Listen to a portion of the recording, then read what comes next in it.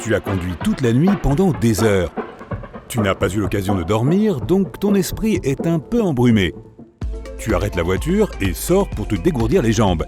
Tu lèves les yeux au ciel et tu vois un magnifique lever de soleil. Seulement, attends, il n'y a pas un, mais 3 soleils dans le ciel. Tu te frottes les yeux, mais non, il y a toujours 3 étoiles brillantes dans le ciel. Non, notre étoile n'a pas été divisée en 3. Elle n'a pas non plus été visitée par 2 autres étoiles. C'est ce qu'on appelle une parélie. Elle se produit surtout pendant les fortes gelées, lorsque de petits cristaux de glace présents dans le ciel déforment la lumière. Par conséquent, tu peux voir 3 points lumineux dans le ciel au lieu d'un seul. Ce phénomène est aussi appelé un halo. Habituellement, il s'agit simplement d'un cercle autour du Soleil. Il est aussi possible d'observer un halo la nuit. Il suffit de regarder un lampadaire et tu verras un cercle lumineux autour de lui. Parfois, un halo peut prendre une forme plus fantaisiste. S'il y a beaucoup de glace dans l'air, la lumière est encore plus déformée. Tout comme dans une pièce avec une douzaine de miroirs. Alors le halo peut prendre la forme d'un œil humain. À cause de ce phénomène, une fausse aube peut aussi se produire. Alors que tu regardes l'horizon, l'aube commence et le bord du soleil apparaît. Encore un peu et... Attends, le soleil commence à se dissoudre dans le ciel. Après quelques instants, il fait de nouveau nuit. Et seulement 1 minute plus tard, le vrai soleil montre son visage. C'est le même effet de courbure de la lumière que tu as vu auparavant avec les 3 soleils. Seulement cette fois-ci, la lumière est courbée verticalement et non horizontalement. Et au lieu du vrai soleil, c'est son reflet dans les cristaux de glace que tu as aperçu. Un lever de soleil avec 3 étoiles à l'horizon peut être bien réel. Pas sur Terre, mais à 340 années-lumière de chez nous. Il existe un système stellaire au centre duquel se cache une étoile presque 2 fois plus grande que le Soleil. Et 2 petites étoiles sont en orbite autour de cette géante. De loin, elles ressemblent à des haltères. Ce monde étrange abrite aussi une planète. Là-bas, les couchers et levées de soleil se produisent donc avec 3 étoiles.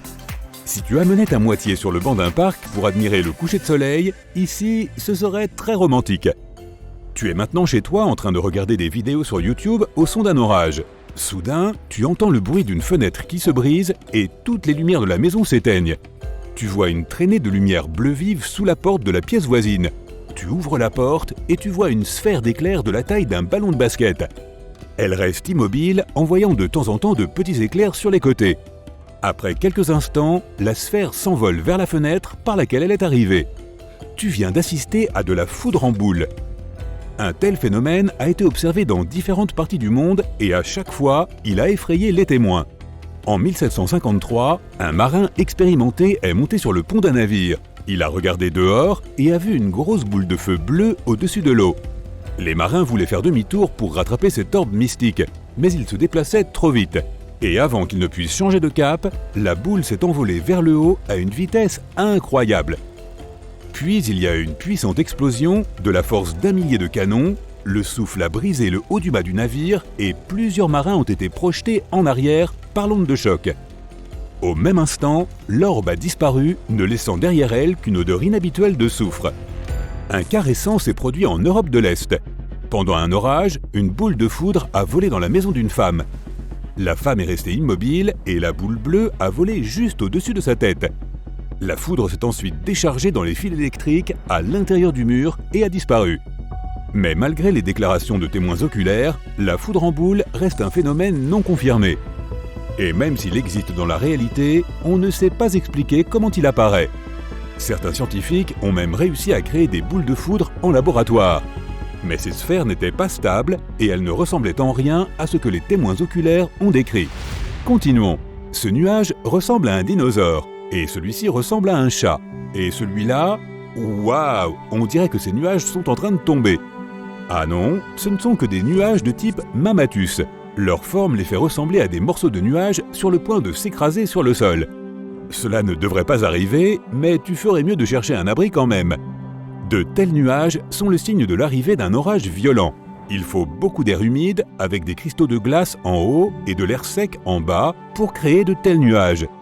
Ensuite, des courants d'air verticaux apparaissent entre ces couches, et ces courants font que les nuages prennent la forme d'un cerveau humain. Ce nuage géant ressemble à un dôme qui va recouvrir une ville entière. En fait, c'est exactement ce qui se passe. Un énorme nuage recouvre une grande zone et y déverse ensuite une pluie abondante. Parfois, l'extrémité d'un tel nuage prend une forme bizarre, comme sur ces photos. Celui-ci ressemble plutôt à des spaghettis géants, ou même à des vers gigantesques. On peut souvent observer ce phénomène en Australie, et on l'appelle « Morning Glory ». Il se produit parce qu'un vent fort enroule des parties du nuage des deux côtés, et alors, l'énorme pâte nuageuse se divise en bandes épaisses. Parfois, tu peux voir dans le ciel des nuages composés d'oiseaux. Waouh! Celui-ci se déplace rapidement et change de forme. Il devient plus transparent, puis plus dense et plus sombre à nouveau. Les oiseaux semblent participer à une sorte de danse, mais ils ne le font pas pour la beauté du spectacle ou pour les foules rassemblées en bas. Ils le font pour se protéger. Lorsque les oiseaux se regroupent en une telle nuée, ils intimident les oiseaux de proie. Un aigle ou un faucon aurait du mal à choisir une seule cible parmi le nombre infini d'oiseaux. Et ils se déplacent rapidement, se couvrant les uns les autres. Les poissons se serrent les uns contre les autres en banc de la même manière. Un tel nuage pourrait effrayer un prédateur affamé. Pour le phénomène inhabituel suivant, il faut regarder la Terre depuis le ciel la nuit.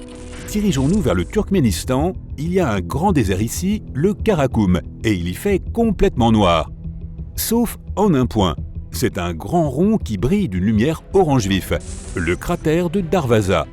Et on dirait un brûleur à gaz géant.